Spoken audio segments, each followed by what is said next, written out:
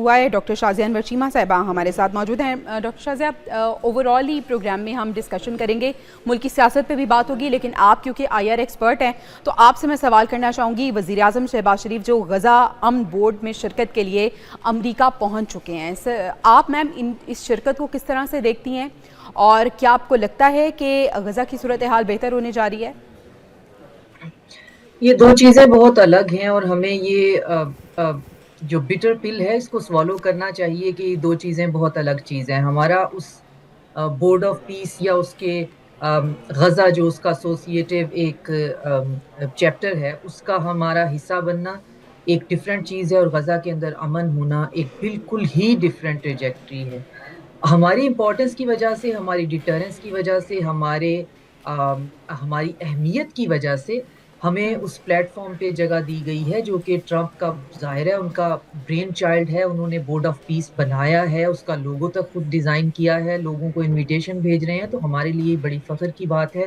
ساتھ میں وہ بڑے اہتمام سے یہ بھی کہتے ہیں کہ میں بہت امن پسند ایک انسان ہوں اور میں دنیا میں امن قائم کروں گا، اور وہ دنیا میں امن قائم کرنے کے لیے ملکوں کو اکٹھا کرنا چاہتے ہیں. تو یقیناً ان کی دعوت پر جو ہے پاکستان جو ہے وہ وہاں پہ موجود ہے.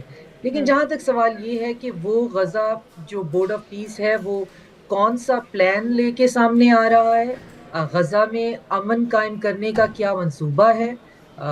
ہمارے پاس وہ منصوبہ موجود نہیں ہے، ہمیں مہیا نہیں کیا گیا، ہماری اس پہ کوئی بریفنگ نہیں ہے، تو ہمیں نہیں پتا. ہمیں صرف ٹٹ بٹس میں جو بھی انفارمیشن ملتی ہے ہم اسی کے اندر جو ہے وہ الجھے رہ جاتے ہیں. غزہ کے اندر جو ہے جینوسائیڈ جاری ہے، غزہ کے اندر جو بمبارڈمنٹ ہو رہی ہے اس کے اندر ایسا مہلک ہتھیار استعمال ہو رہے ہیں جو کہ میٹل سے لے کر انسان اور ہڈیوں تک ہر چیز کو میلٹ کر رہے ہیں. تو بالکل ایسا ہی ہے. اب جو دھماکے ہیں ان کے اندر انسان جو ہیں وہ اویپوریٹ ہو رہے ہیں، ان کی لاشیں ملنے کا بھی کوئی امکان نہیں ہے. رفح کراسنگ پہ بات ہو رہی ہے جی کہ روز جو ہیں وہ چند لوگ باہر جانے ایجپٹ میں اور ایجپٹ سے واپس آنے کی اجازت ملی ہے، لیکن میری انفارمیشن یہ ہے کہ وہاں پہ لمبی قطاریں لگی ہوئی ہیں، اور میکسیمم 5 لوگ جو ہیں بیمار ان کو غزہ سے باہر ایجپٹ کی طرف جانے دیا جا رہا ہے، اور اس سے بھی کم جو ہے ان کو واپس آنے دیا جا رہا ہے، بلکہ واپس آنے پر ان کو جیل میں جو ہے ان کے ساتھ اس طرح جو ہے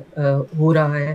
اور ساتھ میں ہم دیکھ رہے ہیں کہ ایران کے اوپر پریشر ہے، ایران کے اوپر ہر صورت میں جو ہے ایک پاور ٹیکٹکس یوز ہو رہے ہیں. تو اس ساری صورتحال میں پاکستان کا انفرادی صورت میں یہ کہہ دینا کہ ایک ایسی کوشش جو کہ غزہ کے پیس کے لیے ہے، ہمیں اگر اس کے لیے آفر ہو رہی ہے تو ہم اس کا حصہ نہیں بنتے، تو ڈپلومیٹیکلی ایک بہت ہی بڑی عجیب قسم کی حرکت ہوگی جس کا کوئی معنی نہیں ہے. تو فرنجز پہ یا پیریفری پہ بیٹھنے کا بھی کوئی تک نہیں بنتا، اور اگر اس میں لیکن بیٹھ کر ڈپلومیٹیکلی اگر بات کریں تو پاکستان نے بالکل رائٹ ڈیسیژن لیا ہے. ڈاکٹر صاحبہ اس پہ ہم مزید بھی بات کریں گے.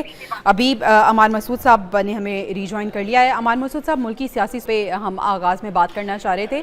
ملکی سیاست کی اگر ہم بات کریں تو بانی پی ٹی آئی کی صحت پر اس وقت کھل کر سیاست ہو رہی ہے. ڈیل اور ڈھیل کے حوالے سے باتیں ہو رہی تھی. عطا تارڑ مکمل طور پر ڈینائی کر رہے ہیں، وہ کہہ رہے ہیں کہ جو بانی پی ٹی آئی ہیں وہ سزا یافتہ مجرم ہیں، اور ایسی کوئی بھی ڈیل یا ڈھیل کا جو تاثر دیا جا رہا ہے یا بات ہو رہی ہے یہ غلط ہے. سر، آپ کو ایسا لگتا ہے یا آپ کو لگتا ہے کہ بہت سے موقع دیے گئے لیکن پاکستان تحریک انصاف نے ان کا فائدہ نہیں اٹھایا؟ آپ کیا ریڈ کرتے ہیں؟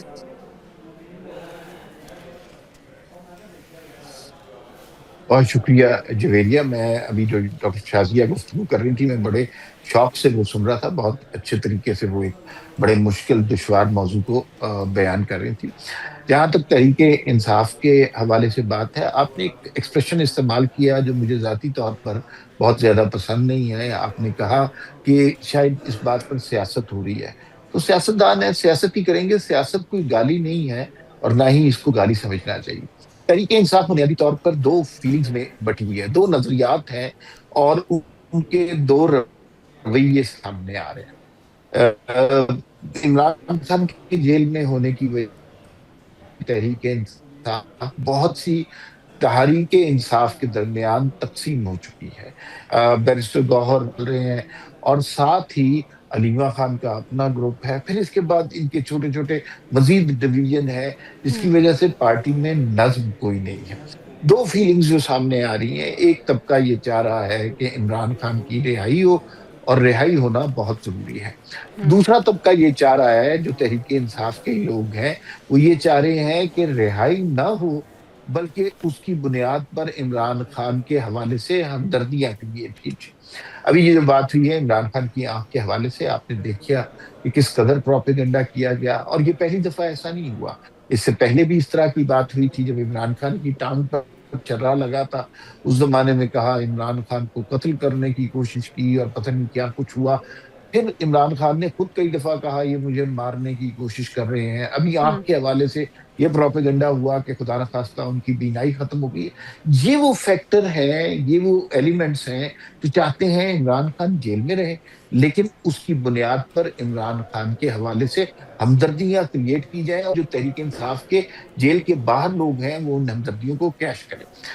آپ سب کو اور تاریخ کے اور سیاست کے سب طالب علموں کو اس بات کا علم ہے، اگر عمران خان نے باہر آنا ہے تو جس طرح کا یہ 8 فروری کو انہوں نے تماشا کیا، یا جو یہ چھوٹے چھوٹے دھرنے کر رہے ہیں، یا وفاق پر حملہ کر کے، اس طرح عمران خان کی رہائی نہیں ہو سکتی۔ عمران خان رہائی ہوگی تو مذاکرات کے ذریعے ہوگی، اس کو آپ ڈیل کہیں، اس کو ڈھیل کہیں، اس کو ڈائلاگ کہیں، ڈائلاگ ویسے زیادہ مناسب لفظ ہے، اسی کے صحیح۔ نتیجے میں عمران خان کی رہائی ہوگی نا۔ لیکن یہ ہے کہ اس کے خلاف ان کے اپنے لوگ ہیں، اور ان کی پارٹی کے مسعود اندر صاحب اب اتنے رہائی کے لیے